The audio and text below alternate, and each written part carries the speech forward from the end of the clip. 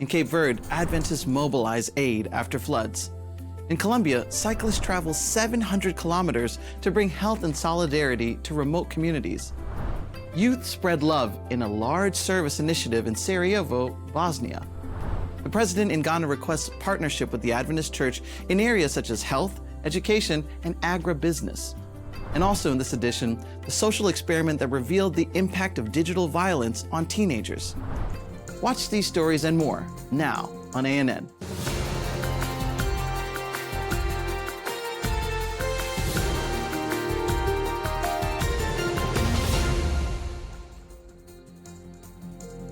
Hello, welcome to another episode of ANN.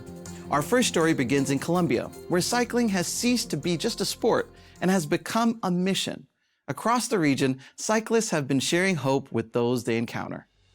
In southern Colombia, Adventist cyclists traveled over 186 miles between Cundinamarca and Boyacá.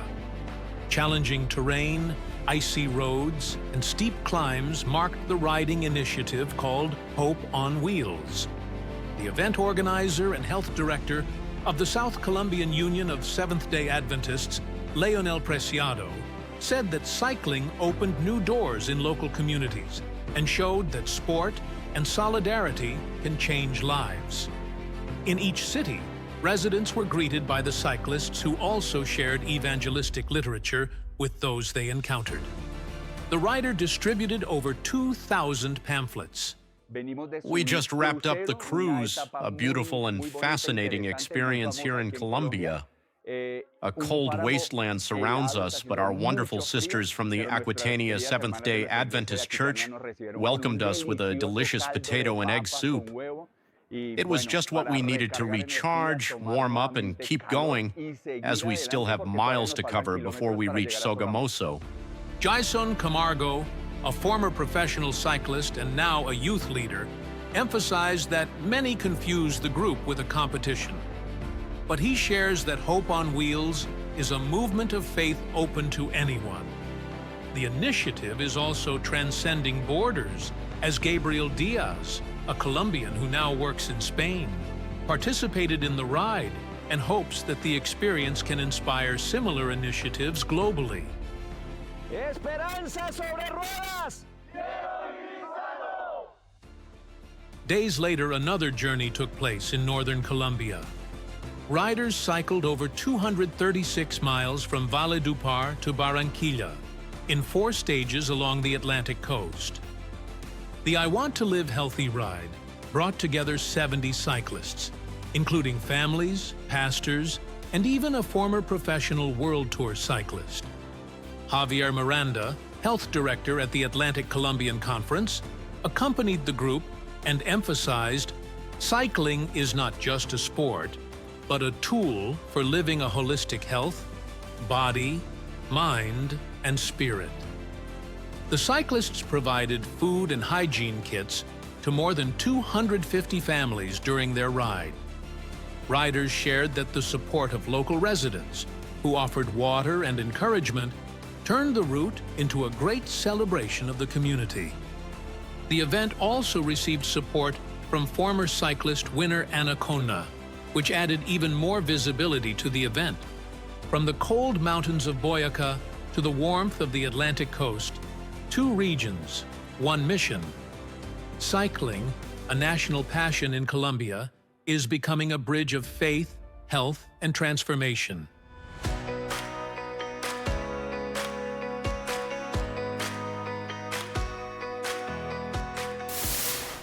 Now, let's go to Bosnia and Herzegovina in Europe, where young people from various countries transformed the city with an initiative called Invasion of Love. In an urban environment marked by haste and isolation, 35 volunteers organized a campaign to dedicate time to humanitarian aid projects in Sarajevo, the capital of Bosnia and Herzegovina. Volunteers served in parks and nursing homes, cleaning, painting, and helping. One of the project's highlights was a health fair organized by the Adventist NGO, ADRA, offering free exams and medical guidance to local residents. For many, it was the first opportunity to receive this type of care. It was also a chance to get to know the ADR-AHUB, a community center that will continue to provide services to the city throughout the year. The project caught the attention of local media, which highlighted the project on local radio and television channels. The mayor of Sarajevo also praised the initiative, reminding residents that kindness knows no borders. For the young people, the experience left life lessons. Tired but happy, they shared that serving can also be a rewarding adventure. The Invasion of Love project has reached its 10th anniversary. It is set to take place in the city of Trebinje, Bosnia, in 2026. In efforts to address the challenges of ongoing secularization and the lack of faith engagement from new generations, the Seventh-day Adventist Church in South America has recently mobilized leaders and administrators in Foz do Iguaçu, Brazil, to focus on strategic planning to be implemented across the region until 2030. The Seventh-day Adventist Church has unique traits in every part of the world. The South American Division, responsible for the Church's activities in 8 countries across South America, faces a territory with its own specific characteristics and diverse languages. So, how can we maintain unity and a shared vision to ensure that every action is directed toward the same goals? To address this question, administrators and department directors from these 8 countries came together to enhance the integrated strategic planning that will shape the Church's work through 2030. This is a collaborative planning process that involves everyone. Divisions, unions, fields, and local churches working together on strategic, tactical, and operational levels. We come together and strengthen our efforts, focusing on our shared mission. Our goal is to see it through to completion. To achieve this, we must unite our strengths and work together, empowered by the Holy Spirit. No poder do Espírito Santo. Iniciado no ano passado, esse planejamento surgiu. Started last year, this planning was driven by concerns like the rise in secularization and a growing disinterest in religion. It stems from a survey conducted with over 4,000 pastors from different regions and was developed collaboratively with input from all levels of the organization. He focuses on 4 key priorities: building a strong identity, nurturing leaders, connecting with new generations, and creating dedicated disciples. The strategic planning was developed collaboratively with input from all church entities. The mentoring process will follow a similar approach. It will begin with the South American Division, guiding all the projects that the church plans to implement, and will continue down to the local church, which is the primary focus of this strategic plan. This will enhance the role of each member, encouraging their active participation in the church's initiatives. This planning focuses on discipleship, particularly for new members of the Christian faith. Our goal is to care for them, help them integrate into small groups, and strengthen their faith. We want to ensure they continue their Christian journey with confidence, grow steadily, and become actively involved in the mission. This is a historic initiative from the Seventh-day Adventist Church for the 8 countries in the South American Division. It represents a significant step toward national unity and, more importantly, fosters collaborative efforts that help more people learn about Jesus and deepen their faith. Today, the Church identifies 4 key words that capture the essential needs of the South American Division across this region. These ideas are being reinforced here. Each project will center around these 4 needs. If we genuinely commit to strengthening these 4 principles, I believe we will cultivate a healthier, more structured, and growing church for the honor and glory of God. One key takeaway from this meeting is that any proposed initiatives need to align with one of our 4 strategic priorities. We should also regularly assess our established goals. We hope that all members will first get to know the unique challenges and strengths of their local church. Then, we encourage them to put this planning into action to effectively reach their goals. Strategic planning brings together our vision, resources, and people, ensuring that everyone is working towards the same goals to support the growth of the church. There are more churches and more people getting involved, individuals who feel a deep calling in their hearts to play their part and help bring about the return of Jesus in our generation. For Pastor Ayrton Keller, the world president of the Seventh-day Adventist Church, attending the event alongside the executive secretary and treasurer of the General Conference, this initiative offers a fresh perspective on the church's efforts in this region. We must always remember that we are the church, working for God and relying on Him. As leaders, it's our responsibility to do everything we can to care for the church and stay focused on the mission that the Lord has entrusted to us. That's why strategic planning is so important. It's our role in this journey. Now we understand that planning isn't just about paper, impressive PowerPoints, or well-organized programs. It's the Holy Spirit that empowers us and makes such planning possible and real.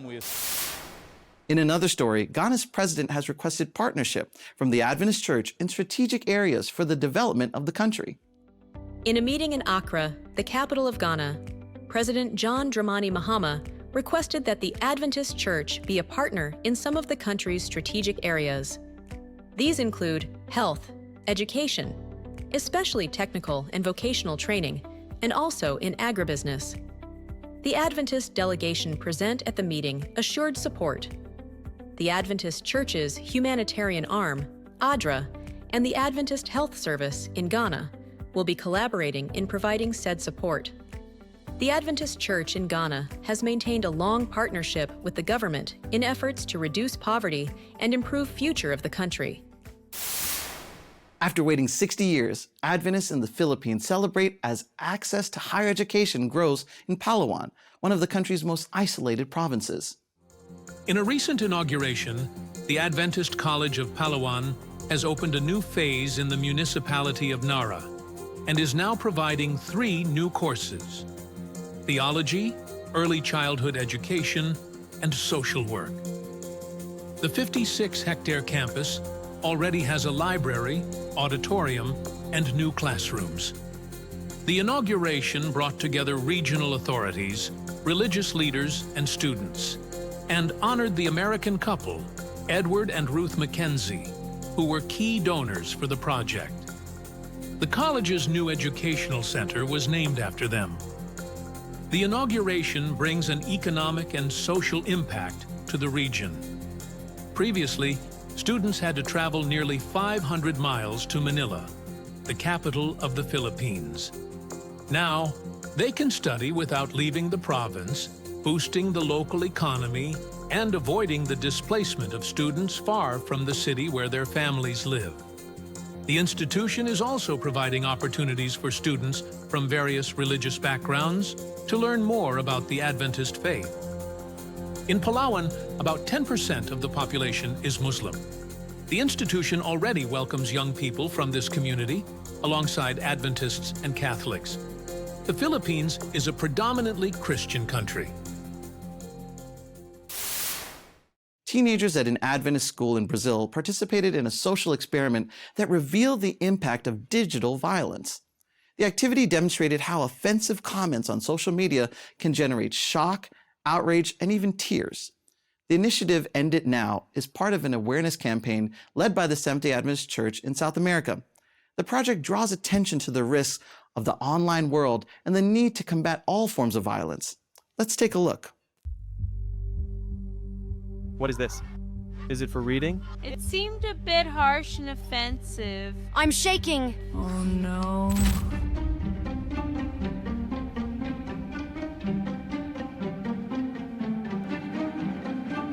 She gets still whines about it. Ouch. I don't think I'd like to get that kind of comment. I've never seen anyone so stupid. I suppose that often in this situation there's a lack of empathy, you know? If you there won't be anyone who will mourn your absence. To be frank, someone has mentioned that to me before.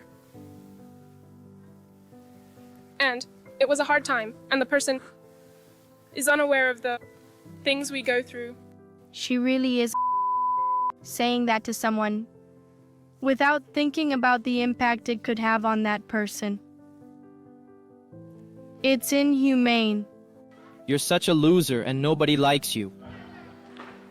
A guillotine would come in handy these days. Fatty, you think you're all that? That's why people like that would end up in front of a serves you right. She thinks she's pretty, but no one wants her. She posts those pictures solely to attract attention. Why don't You totally deserve to fail in life. You're loved by God, and this comment here is nothing in front of a God who is so great and only wants to protect you. Because this reflects who the person is and not who you are. Wow, someone must be very unhappy to comment something like that. You're not a loser. Look, no matter what anyone may say, these claims are untrue. You have the comfort of knowing that your family supports you and your friends are there for you whenever you need them. Most importantly, remember that God is always by your side. You'll never walk alone, all right?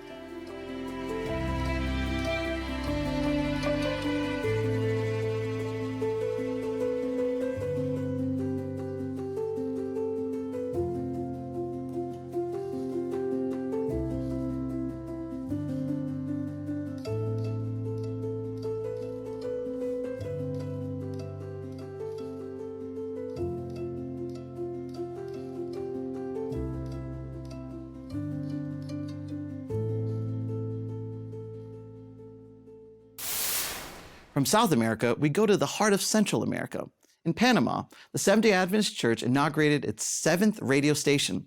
The station, called Hope Panama, reaches the country's capital, Panama City, and covers 46% of the national population. The launch marks a step forward in the expansion of communication throughout the Panamanian territory. Since the development of Hope Panama, more than 2 million people now have direct access to the radio's programming. Among them are residents of urban areas, indigenous communities, and villages in the mountains. The arrival of the FM radio doesn't just mean an increase in reach, it represents a leap in quality. Previously, the network relied on the AM system, which faced interference in densely populated areas. Now, the signal is more stable and reaches regions that were previously outside coverage. The project was made possible thanks to sponsors and local promoters who raised funds and mobilized entire communities to make this dream a reality. With the new station, Hope Panama Network begins a phase of national unification. Part of the programming will be broadcast jointly, while each region will continue producing local content to meet the needs of its community. The radio's next challenge is to keep the programming on air, invest in technology, and continue expanding the signal. In the city of Guayaquil, Ecuador, the home of a local resident has become a community center against digital violence. The space was created by Lourdes Crespo, an educator and youth leader in Guayaquil, joining the campaign Breaking the Silence 2025, promoted by the Seventh-day Adventist Church. The project works on preventing and advocating against violence. Lourdes saw up close how children spend hours in front of screens and decided to take action. More than 60 people, including children and adults, have already participated in the activities. Workshops, games, and dramatizations help participants understand the hidden risks in the virtual world. Lourdes organizes every detail. She invites specialists, prepares educational materials, and creates dynamics for everyone to learn in a simple way. She also mobilizes mothers from the neighborhood. First, it was the women, then the children. Today, the house has become a meeting point to talk about technology, prevention, safety, and hope. Specialists highlight that digital violence is a growing threat. Therefore, creating community spaces for prevention and dialogue is essential to protect children and teens and to raise awareness among families about this problem. Lourdes' house now fulfills a new role, transforming concern into action and information into protection. In Curacao, an island located in the Caribbean Sea, more than 1,000 Adventist children and youth took to the street. Music, colors, and energy filled the National Flag Day Parade. The youth marched together, showcasing talent and joy in a celebration of the country's unity and culture. More than 1,200 children and youth from the Seventh-day Adventist Church in Willemstad, Curaçao, marched through the streets during a Flag Day parade. The group joined various Scout and youth associations, walking through the city center to the flag-raising ceremony at Plaza Brion. The event also featured cultural presentations and tributes to community leaders. Among the participants were local authorities, government ministers, and delegations from neighboring islands. The Seventh-day Adventist Church has participated in the parade for over 3 decades, using the occasion to strengthen the community and introduce its adventurer and pathfinder clubs to new children and teenagers. The parade reinforces unity among the youth, promoting friendship, respect, and cooperation among different groups. For the Adventist Church, Flag Day goes beyond a celebration. It is an opportunity for witness and community integration.